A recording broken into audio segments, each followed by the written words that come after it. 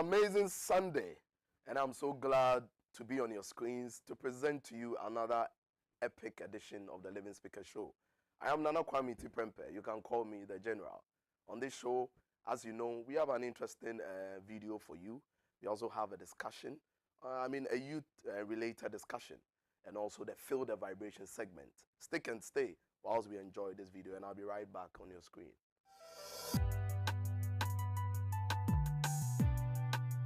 How old are you? 21. No, 22. I'm sorry, I just had a birthday. 22. What do you do for a living? I'm unemployed right now. What do you do to occupy your time? Take care of my family right now. How do you support yourself? Well, I actually work through temp services, but I had an injury on my leg, so I'm waiting on a call right back. You're waiting on a call from whom? The temp service that I work for. How do you support yourself? The temp service calls me when they have a job opening. You said you're unemployed right now. This is your girlfriend. You have a child with your girlfriend. She's very pregnant again with another child. Is that right? Yes. You're 22, but you thought you were 21. All I want to know is, how do you support your family? I work. You just told me you were unemployed. My name is in the system for temp service in Atlanta, Georgia. So when they have jobs, they call you. Right now, you said you're unemployed, and I asked you a very simple question. When you're unemployed, you have no money because you don't have a job, and you have a girlfriend. Do you work? No, ma'am. Who doesn't work? And how old are you? 21. 21. And you have 2 children? Yes. And you're expecting a third, or you No, I'm have expecting one? a second. I have You're one expecting a second. Who do you live with? My fiance. Just the 3 of you? No. Who else? His mom and sister. So you live with his mother? Yes. So your mother supports you? Kind of, sort of. What do you mean, kind of, sort of? Because if I don't have it, then my mom helps me. Don't you realize how ridiculous this all sounds? What does your mother do for a living? She's a teacher. She's a teacher, so she gets up every day and goes to work. Yeah, I was working until I split my leg. Listen to me. Zandor. There's a certain routine of life, and I'm willing to blur the lines at the end of it, because I'm getting older. And even Bird has learned that, we were both very rigid at one point, but we both say they're ashamed.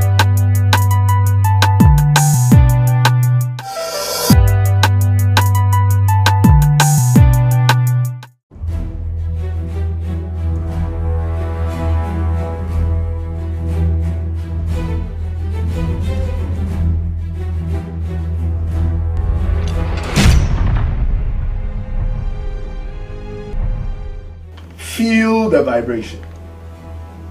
Just feel the vibration. Feel it, the vibration. Nothing is permanent. We just experience them, and that is all. Nothing is permanent. We just experience them, and that is all. Just feel the vibration. You want to drive a Mercedes? It's not permanent. It's just an experience. You want to marry? It's not permanent. It's just an experience. You want to travel? It's not permanent. It's just an experience. Just feel the vibration. We own nothing. We own nothing. Everything we have is just an experience.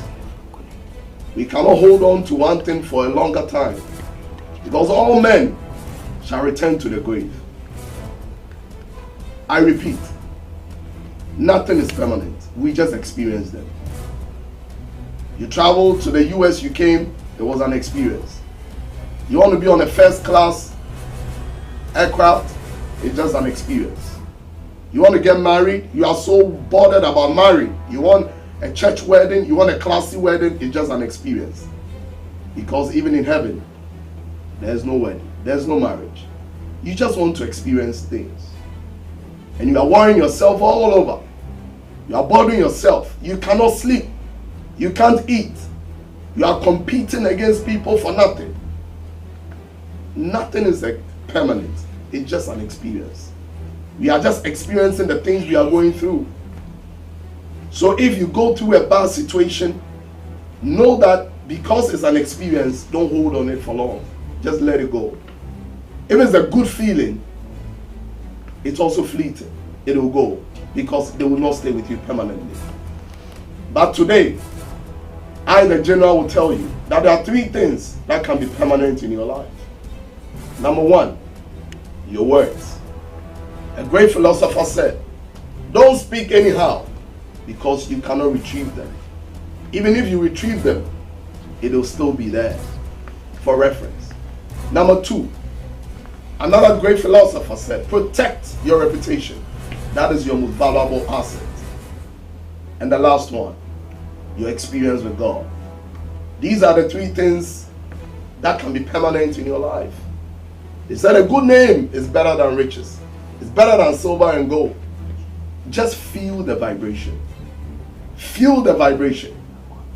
And stop fighting everybody.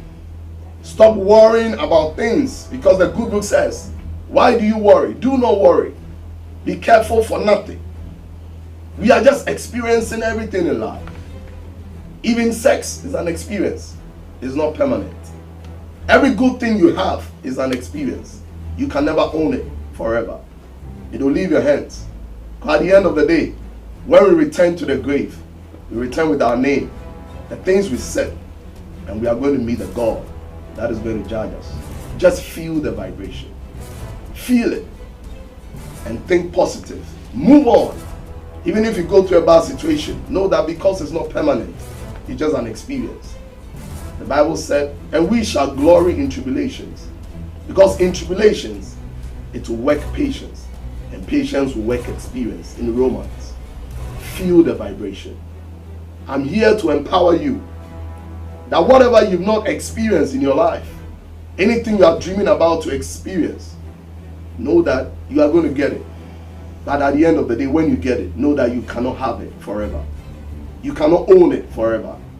When I park my Mercedes outside, I just get inside alone. I don't know one has entered the bedroom with his or Mercedes Benz or your Bugatti or Maserati. No. We pack everything outside. We just sleep alone and we wake up alone. It's an experience. Feel the vibration. Just feel it.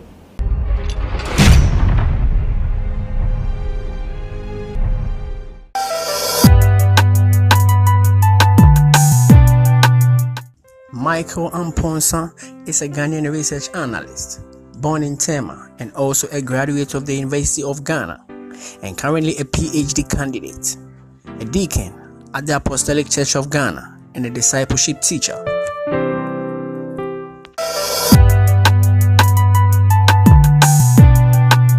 We welcome you back to this segment, and we hope you enjoyed the video that was just played. On this segment, we have an interview with this young, promising, potential research analyst, and also a young deacon in a very, let me say, prestigious and church denomination, and specifically apostolic. Now, this man is also a youth activist, and this topic, we are so blessed to have him here to just go through what it means for a youth to have a relationship with Christ and still become impactful or still excel in some areas of society. So we welcome you, Mr. Michael Amponsa. Thank you. All right, that allows to Boza. That's what we call it. And we welcome you to the show. How's life? How are you doing yourself and everything? Okay, so I'd like to first of all thank you for the opportunity given me. And I want to also thank your viewers for making time for this show. Life is treating me very well. Wonderful. By the grace of God. Wonderful. In all spheres of my life. Wonderful, wonderful. A little research I personally, from my crew, we did about you was we realized you were a very intelligent person. I mean, you play a very vital role as well as a young person in church, and also a PhD candidate.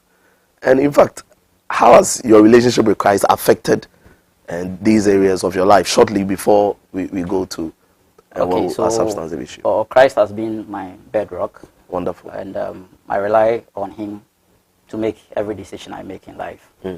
I first of all identified my potentials and decided to pursue that agenda to an ultimate end, which is being in the academia or being a research institute. So wonderful, wonderful. You know, let me say currently, and what is happening now is, say obi wo ha say or quite sorry or the nyame juma ye or a young person, you know, you go like don't pay time in your bibia. What dear, sorry, oh sorry, you're sorry, I kufe. You know, they will say all those kind of stuff. But can you help us go through the relationship between a youth and Christ and how it can affect the individual himself? Yeah. okay, so when we talk about the youth, we are talking about a very stage in life, Okay. a very critical stage in life, which is pivotal. What I mean is that it is where there's some form of transition from childhood to adulthood. That's right. And you develop so many attitudes, you adopt so many practices and mentality at this stage. You are likely to be positive or negative at this stage. So being a youth is very critical. Aside the attitudes, it is at this stage that we have energy to work. That's right. It is at this stage that we have a level of peak in our brain development. That's right. So it is very critical. Whatever decisions we make at this stage will influence our adulthood. So Ecclesiastes chapter 12 verse 1 states that remember your Creator in the days of thy youth, before the evil days come. Before the evil days come. This is very critical. And Bible also says that in all thy ways we should acknowledge God and He will direct our path. So because this stage is very complicated, there should be a God factor here to really direct you as to which path to toe. There are so many youth who have ended up regretting because at the critical time they didn't consider God. They based on their own whims and caprices and took some decisions. Some ended up being drug addicts. Some ended up being criminals and all that. So it is at this critical point that we need Christ. We need Christ. Before the evil days come. All right, not to distort your line of thinking or submission. Should you deviate from his morals? How does the home play the role of the home or parenting to realize that this is the time you are supposed to take Christ serious or know God at this stage? You understand? No, as you said, it's at this time that our brains has been probably matured. So how does it play in this area? Okay, so it brings about a whole lot of disturbances to the home. Okay. Because it is expected from parents that at this particular time, they get feedback from you in terms of career. That's right. In terms of profession, in terms of craftsmanship, even in terms of your reasoning, in terms of your maturity and responsibility. That's right. So when you go contrary to this, then it's a form of nuisance to parents and even to the young ones and even elderly ones in the family. Wow. So it's a whole disturbance to the family if we end up this way. This way. Yeah. So can we contribute a well brought up youth, just like our level, who is, very, let me say, he's able to act positively, even in society, his actions, can we contribute the parenting role that such youth or such an individual, wow, then it makes it very, very serious. Yes. So it means the church actually plays a major role in influencing a youth or an individual to becoming a better person. Sure. So we have these Sunday schools. Okay. That trains us, the youth, young ones. Okay. From that level to the youth to the main church. So it's a continuous process. And we are all aware of how the church plays that role. So it is required of parents to ensure that their children are integrated into the activities of the church right from infancy. Right from infancy. Till they grow. Mr. Michael Amponsa, let me go just way a little bit. You will be or with the debut. Sorry, I'll quite sorry. Most sorry, most same was sorry them and not echo permanent joke. As a youth person, I mean, we should be working, doing something. I mean, you know, about trying to bring money, build our lives. And so when you hear such comment, which perhaps I believe you have, how do you see such situations and advice on? The fact that we go to church doesn't mean we are not focusing on other aspects of our lives. Okay. We go to church, let's say twice, let me put it that way. Let's say twice a week. Twice a week. Let me put it that way. If you go averagely, okay. Yes, if you go for Wednesday teachings and okay. Sunday, twice a week, you have 5 days to concentrate on other things. And even on that Sunday, you still have other hours to pursue other things. So I don't see it as very challenging if you spend more time in church. It will be challenging if you only concentrate on activities of the church without looking at other aspects of your life. Because the church is one of the institutions. Okay. We have 6 institutions according to a scholar. 6 institutions? Yes, we have the political, okay, religious, economic, marriage and family, education and health. All right. So we need to integrate all these things to become a better person. So if you are focusing on just one, which is the religious institution, church, and you don't take you don't pay particular attention to your education, you will miss out there. Okay. Because we also need people who have been to school to cause a change in society. That's right. But you go to the hospital, you need the doctors. They have been to school. They were not trained from the church. But they need God in their lives for other unforeseen circumstances. Sure. So it's a holistic thing that we need to know how to balance this. You see, being a youth is very critical. Even nations consider their age structure to plan. So if you have more youthful population, you engage in more educational policies and health policies and employment policies to ensure that this youth grow up to become better. Or the negative will happen if you don't harness this youth. So if you bring it to the individual life, you should harness all these areas into your life so that you become a better person. The political institution is about decision making. You one day become a father. That's right. And you have to make critical decisions. Or probably you may be in a leadership role somewhere to make critical decisions. So we need to be open-minded to embrace all these areas of our lives and without neglecting God. Okay. So having God will be the pivot where all these revolves. Wow. That's my understanding. So it means an individual in a youthful stage can still have God, be balanced as a doctor, in academics, in every area of life. You can still worship God, go to church, have a good balance. Yes. Are you trying to? Yes, you can. You can worship God, be a doctor. You can worship God, be a lawyer. You can worship God, be a craftsman. You can worship God, be a carpenter. All these aspects are part of societal building. So and you can excel in those. Being a youth is very critical, and this is where we need God. That's why the Bible indicated that. Remember your Creator in the days of thy youth, before the evil days come. You know, when we grow, we are confronted with so much evil in society, in the world, and all of that. Yes. So let me give an example. In gerontology, is the study of older populations. There are some diseases that are associated with the old age, and this has a premise on your attitude during your youthful stage. Your youthful stage, your lifestyle. Yeah, your lifestyle. So it is very critical for us to take key decisions, and without God, the evil days will come.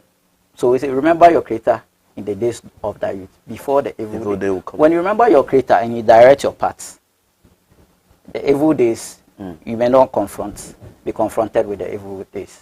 Are you getting it? So all what I want to say is that being a youth is very critical. This is the time you have more opportunities This is the to time. achieve You have more opportunities. I told a friend that if you wait till you attain the age of 50, it's an example. Okay. Before you know Christ, you will not see much of his greatness. For instance, let me put it this way. Okay. You are looking for a job. You relied on yourself. You have made several efforts. Now you found out that you need Christ. Okay. You got Christ. You got a job. You have only 10 years to go for it. So you don't see much of his greatness if you don't see Christ early. So my advice to the youth is that you and I don't know what is before us in the following day. Let's take Christ. Let's accept Christ. And let's have Christ as part of our activities throughout every aspect of our lives. That's a very key advice. I want to give. Now, can we go on? And aside that, we shouldn't check from other responsibilities, other engagements, education, other things that are also required of the youth. There's a time to live a healthy life. There's a time to eat well. There's a time to read more books. There's a time to do all the critical things of life before we grow. Holistically, in society, Mr. Amponsan, do you earnestly think that the teachings in the church, or the teachings that the church is offering the youth, it is allowing them reflect good morals and values in their workplaces, in schools, their relationships? You know, when it comes to dating, do we see a general reflection of what, I mean, a young lady in church, very active, a young guy? Do we see that reflection when you go to the work? Can we see that, organist, or 8 a.m. or young girl, or chorus, I also very productive for Yejuma. And that do we see, is there a total reflection? I cannot really pinpoint that effect from the church, as in the church influencing that. You know, the messages you receive from the church are infiltrated by other sources. So social media and other stuff. We have people who go to church but are glued to other forms of information which can also transform their lives. So you may not really see this person as mimicking Christ at the workplace or anywhere. So I think this program and other programs must really help the youth to really be transformed by the teachings from the church. So I cannot really say that the church is the sole factor influencing behavior and attitudes at the workplace or anywhere of the youth or of a Christian. I cannot really say that. Do you know one of the reasons why I'm saying this? Maybe we say, we question your sorry them, we autonomo, we honorable gun, we question your sorry. You see, there's that comparison with outside, and also like people. It seems that the expectation of society about the church and a youth person who is, or a youth, who is in church is very high, and when they see any deviation, they really get disappointed. Yeah, so as I indicated earlier, ideally it is expected that someone who goes to church is supposed to behave this way or that way. But the fact that you go to church doesn't mean you also have a personal relationship with Christ. There are people who love singing, so they'll go to church and sing. There are people who are instrumentalists, they like to drum, that's why they are going to church. I get it. There are people, when the pastor is preaching, they are